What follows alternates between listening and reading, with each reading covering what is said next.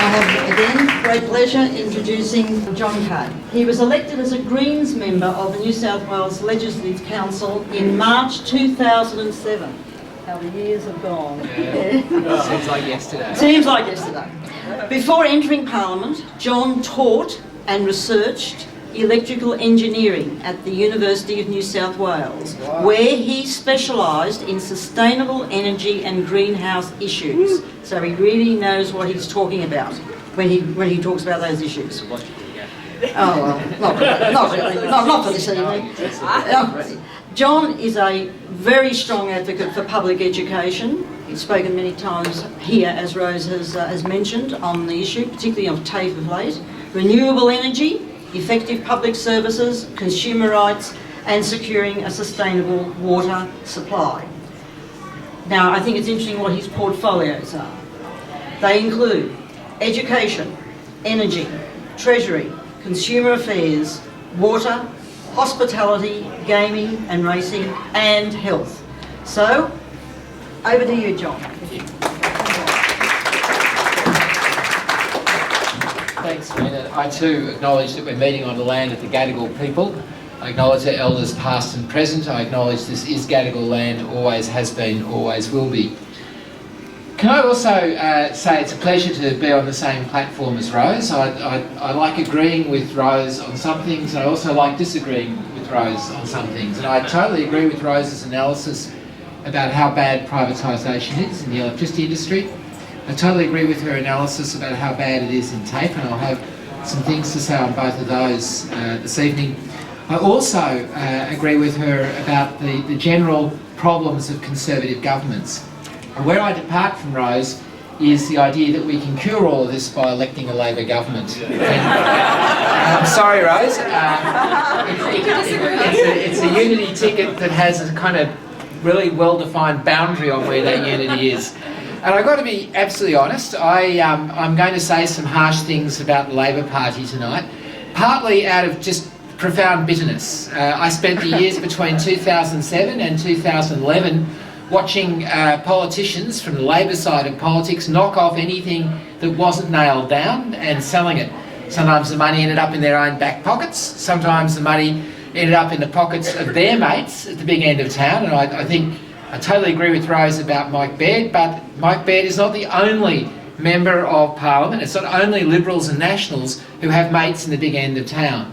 And sometimes a little bit of the money sort of made it back into the public purse, but that was always more by accident than by reality, or by design. And I do partly out of bitterness, because I have to say by March 2011 I was comprehensively nauseated. And the only cure I've ever seen for that has been ICAC, and I love ICAC, you love ICAC, we should all protect ICAC. But can I also say it's not just mean, bitter and twisted politicians who feel this way, but there's also a profound reason why we need to be very realistic about political parties. And I imagine, just so that I might put this out there for you, I imagine if my party were on the verge of government, or indeed in government, we would probably fall for the same problem. I do not believe this is a problem of the Liberal Party or the National Party. I do not believe it's a problem of the Labor Party. I think it is a problem of neoliberal democracies. There is a disease that spreads from one politician to another, from one decision maker to another, from one bureaucrat to another. It's the Ebola of public policy. Touch it, you catch it, and it's deadly serious. The neoliberal disease, the basic ideology that says that private is better than public in all circumstances. Now, I too agree with a mixed economy. I've come to the conclusion, at my ripe old age, that I like my tomatoes to come from a market. I finally reached that decision. But there are some things where markets don't belong. Profoundly don't belong, and many of those things are human services, and many of those things are monopoly services, and many of those things are services which relate to specific outcomes of social justice, including education and health. And neoliberalism has well and truly, in Australia and around the world, has really and truly crossed that boundary from the mixed economy into the unmixed economy, or what would more accurately be called the mixed up economy of comprehensive private ownership. It is alive and well in the Liberal Party, and in fact one of the worst things about the invitation that Wynne gave me was I had to sit down and think about everything we've lost since March 2011 and everything we lost prior to March 2011, it's a depressing toll. Labor, of course, privatised the electricity retailers and half privatised in one of the world's worst, most botched privatisations, the Gentrader privatisation of the generators, where they sold the output, they sold the profit-making bits but kept the loss-making bits in public hands. A kind of parody of the statements we always make about privatisation. Out goes the profits, the costs stay in, and that's exactly what Labor did. And Mike Baird finished the job off as Treasurer. He sold off what was left of the generators. The issue, of course, of ports, we've seen the profitable ports of Newcastle and Sydney be sold, and along with it Port Kembla has been sold. We've also seen, as Rose referred to, I'll say more about it later on, TAFE, but I would add to that list, and in my definition of privatisation, I would add to that list schools, public schools as well. Not just the $1 billion a year that this government gives to private schools, non-government schools, but also the dreadful local schools, local decision policy. But let's make no mistake about this. Almost every one of those policies does not have its genesis in the Liberal Party. Doesn't even have its genesis in the Labor Party. And in fact, we kid ourselves that a change of government's going to make any difference. The reality is that the genesis of these things comes out of those who make massive profit out of privatisation. Neoliberalism was invented and promulgated and spread throughout our society by the big end of town, because it's the big end of town that makes the big bucks out of the things that we used to own, that we give over to them for much less than what they're worth. But I want to just start by broadening out privatisation, and Rose did a good job with this. I want to broaden it even further. I want to talk very briefly about Hunter Water. Hunter Water, close to my heart, a utility that services Newcastle and the regions for its water and sewage services. In the budget, I found a little statement in the budget this year which said that that the budget was proposing to reform Hunter Water's budget to return its focus to core operations. And I thought, what does that mean? Well, a week later we found out 25 water and sewage treatment plants have been privatised in terms of their operations and maintenance.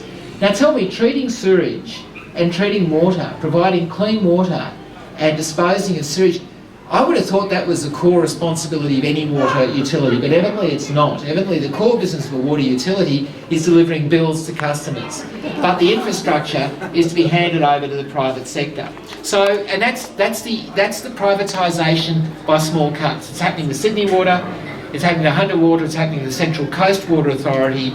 It's happening across fundamental delivery systems where bits and pieces are slowly being part, and it's not new. Nick Greiner privatised the water treatment plants.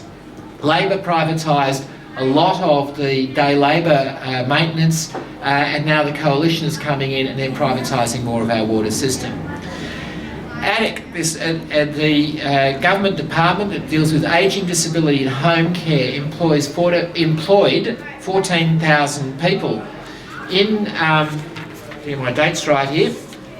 On the 6th of December 2012, Premier Barry O'Farrell, then Premier, remember him I'm sure, and Prime Minister Julia Gillard signed the National Disability Insurance Scheme Implementation Agreement for New South Wales. The NDIS, we all liked the NDIS, we all thought it was a good thing, but we didn't read Clause 33.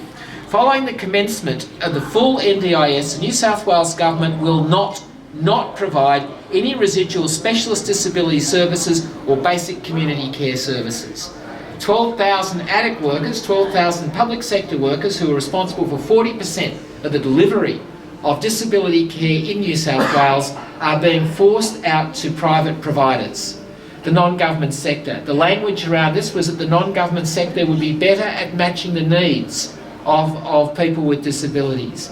The reality, the harsh reality, is that a lot of the non-government sector is religiously motivated, and some of it is private profit motivated, and many people under the implementation of the NDIS will see their security of tenure in their houses, their security of service disappear entirely and be forced into a market. Another form of privatisation. Rose talked about TAFE and Smart and Skilled. Smart and Skilled is the implementation of the National Partnership on Skills Reform, which was signed, yes, by Labor federally and the Coalition in New South Wales. It has $562 million, $500 million of funds that come to New South Wales if we do the things that were in that agreement, one of which was to set up an entitlements-based training market, a market in which, instead of giving money to TAFE to provide training to skills and education for working class Australians, instead of doing that, the money goes in the form of vouchers to individuals, so-called qualified individuals, who cash it in at TAFE or at a private provider. Educational decision making, the allocation of a substantial component of the budget of vocational education and training is being taken out of the hands of professionals and of experts and of planners and put into the hands of 18-year-old students who, of course, will be attracted by the iPad, the shorter course, the easier to pass course. We are destroying skills in this country in the name of market ideology. Local schools, local decisions. Principal autonomy. Sounds great, let the principals make the decision. But the reality of local schools, local decisions, like its evil siblings, Teach for Australia and performance-based pay, is about turning schools into businesses. It's about making principals in schools, and school decision makers, the centre of blame. The New South Wales Teachers Federation refers to it as local schools, local blame. It is about passing blame for inadequate budgets for public education off to the private sector. Off to principals. Sorry? Off to individuals. Yeah, off to individuals and away from where it really belongs, which is with governments who are taxing inadequately and allocating funds inadequately. Not to mention the $1 billion a year of state funds and the $3.2 billion a year of federal funds that go off to private schools, non-government schools in New South Wales. In TAFE and in schools, we are privatising the instrumentalities, but we are also privatising the funding. We are moving into an era where the funding is delivered effectively through vouchers, not through public provision. And then, of course, there's hospitals. The Northern Beaches Hospital, which is a flagship new hospital being built in French's Forest, is going to be a public hospital. Well, you'd think that, but it's not. It's going to be a privately run hospital delivering public hospital services. But again, this is not new. Carmel Tebbit, in her years as the Health Minister, delivered a similar outcome at the redevelopment of Royal North Shore through a company called Infrashore, which was to deliver the ancillary services, the services to cleaning the hospitals, the wards people and so on at that hospital. The coalition, off a platform of public hospital privatisation, is now going the full Monty at the Northern Beaches Hospital. There are common themes here. Transfer to the private sector, reduce taxpayer responsibility for the delivery of services, and make sure that politicians aren't there when things go wrong. So why do we care about this? Well, I think Rose was on the money. The first is what I would call the offensive diseconomies of privatisation. If you sell an income-bearing asset, sooner or later we're going to be worse off. Think about it. If the dollar's value of the sale price, suppose we sell the wires and poles, let's figure a value, let's say $15 billion. By the way, I don't think they'll get that, but you can ask me why I think that later on. Currently we make about $1.5 billion a year from it. So you've got to figure in 10 years' time, just in straight cash value, we're worse off. By the time you include interest and so on, probably about 12 years' time, we are worse off through that sale.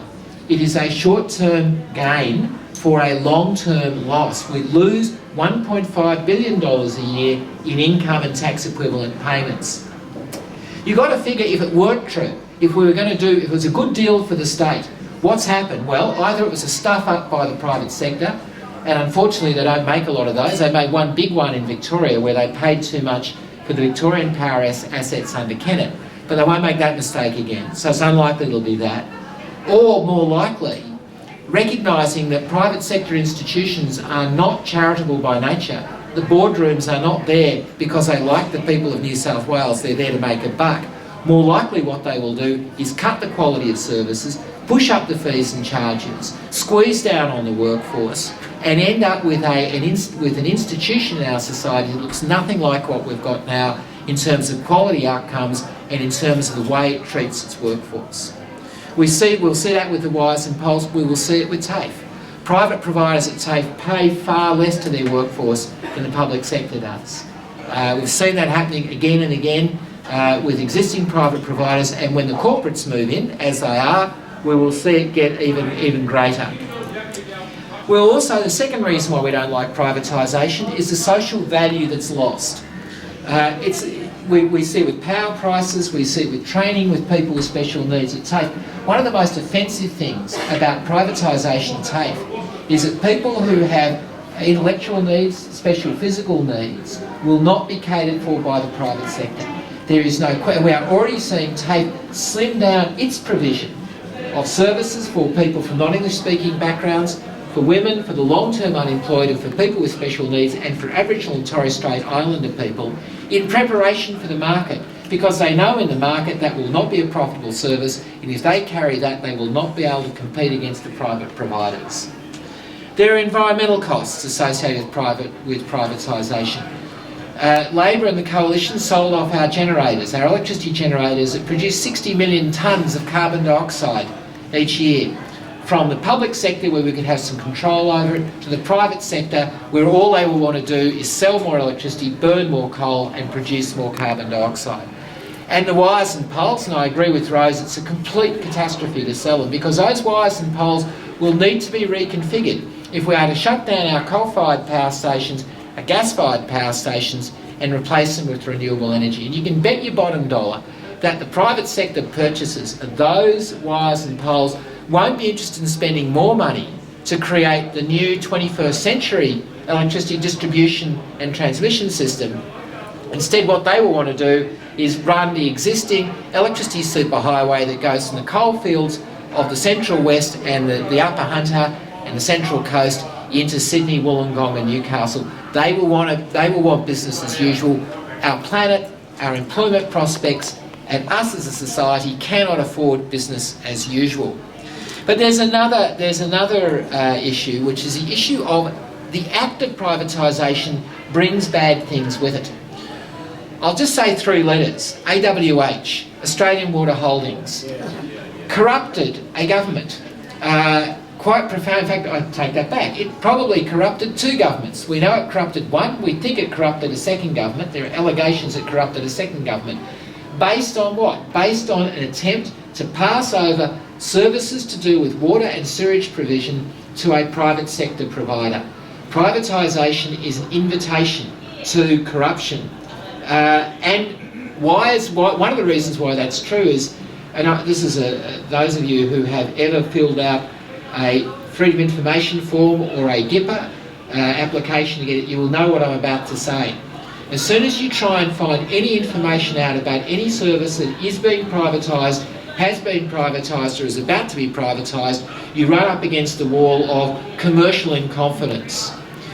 It's the herpes of public policy. It is an appalling outcome, and it is the protection of the cowards who run our state and our nation against the probing eyes of a citizenry who have a right to know what is happening to their assets. But there's something deeper about this. There's something far deeper about privatisation, and I've got to say, this is the one moment in my life where I like Margaret Thatcher. And I like Margaret Thatcher because she was honest. And she said this to the Sunday Times on the 5th of January 1981. She's probably getting over her Christmas cheers, so she was a bit honest. She said, "Economics are the method. The object is to change the heart and soul." What she's saying there is, look, all the stuff about privatisation is not really about making our nation wealthier or better. It's about changing how people think about themselves, about their community, and about their society. It is about changing us from a political community into an economic market. It is about changing individuals from being citizens to being consumers.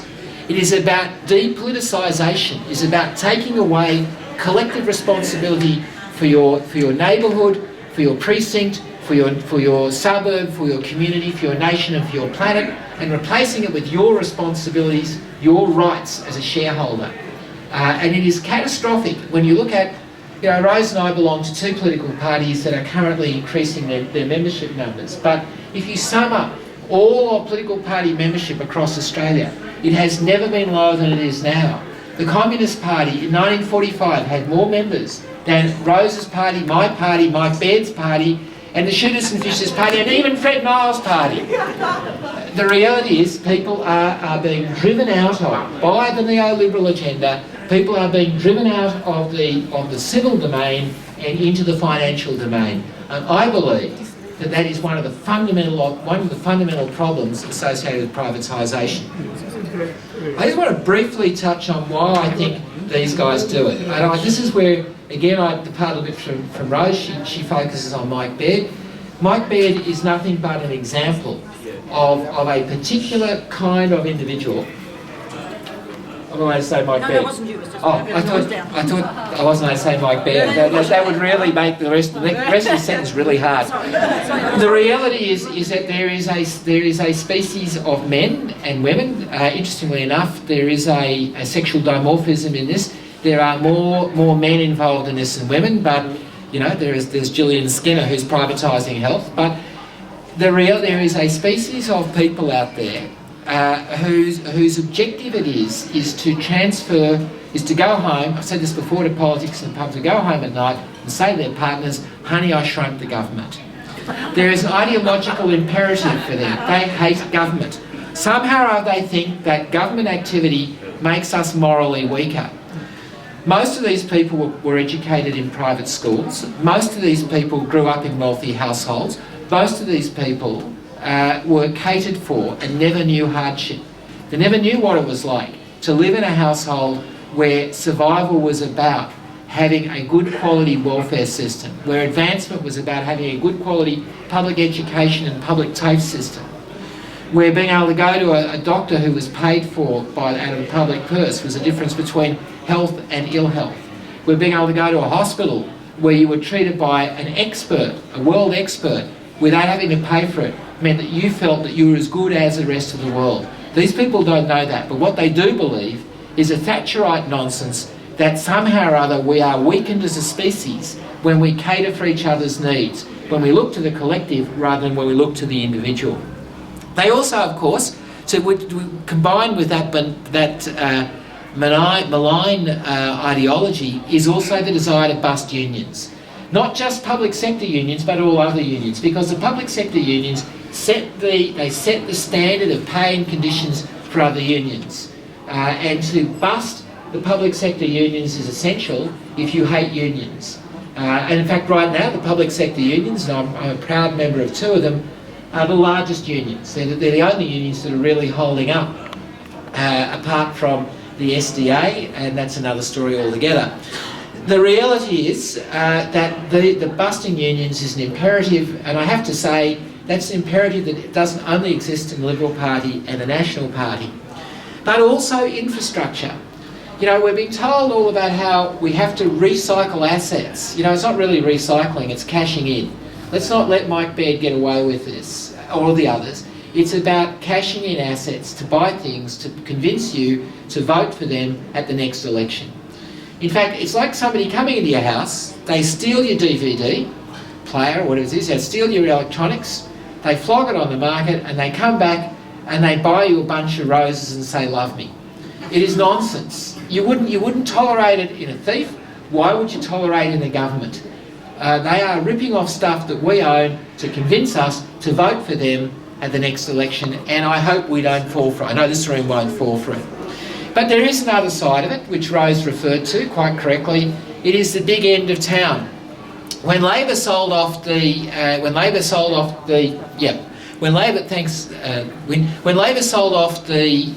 gen traders and the retailers, they passed over, by my estimates, about $650 million to banks, merchant banks, one of which Paul Keating was involved with, to insurance companies, to stockbrokers and to advisors. On the sale of Integral Energy alone, one retailer alone, the banks, the merchant banks, the advisors, the SPIVs, the parasitic SPIVs who circle around privatisation and try and carve off a bit of fat for themselves made $200 million out of the privatisation of integral energy. So that leaves me with the last question. How do we stop this? I happen to think that getting rid of the coalition government would be a good thing, but I do not believe it will stop this at all. I don't believe for 1 minute that we will save TAFE. I don't believe for 1 minute that we will stop the privatisation of the wires and poles, return public health to public ownership, stop the local schools, local decisions process, stop the neoliberal agenda going through education, health, restore ADIC, the ageing, disability and home care. I don't believe that will happen just because we get a Labor government. I wish it were true, but it's not true. It will only happen when we have a citizenry that stands up on its hind legs and says, don't sell us what we already own. We own it, we build it. Our parents, our grandparents paid for it. People in unions built it. Their parents and their grandparents built it. We pay for it today, and we do not own it, and you do not own it. It belongs to us, belongs to past generations, it belongs to future generations. We hold it in trust for the next generation. We hold the electricity industry, we hold a world-leading public education system, we hold a world-leading disability system in trust for the next generation. We should benefit from it, of course we should, but we have a moral obligation to our children and our grandchildren to pass that on, to pass that legacy on to them, strengthened and invigorated. I cannot say to you right now that public provision of services and infrastructure in Australia has been perfect. It is not. But I can say this to you, if we want to have a society that is sustainable, if we want to have a society that is just, if we want to have a society that is democratic, handing over water and sewerage, handing over education and training, handing over electricity generation, handing over disability services to the non-government sector, to the private sector, will not deliver it. The only possible way to deliver the sort of society that we think that we would be proud of, and we would be proud to hand to our children, our grandchildren, is to maintain a strong public sector, and getting that message out there into the community, through the union movement, through civil society, through political parties like Labor and the Greens, and through your work, and making that the conversation in the next election, and making sure that every politician knows that is what you want, that is what our community wants, is the only way to stop privatisation. Thank you so much.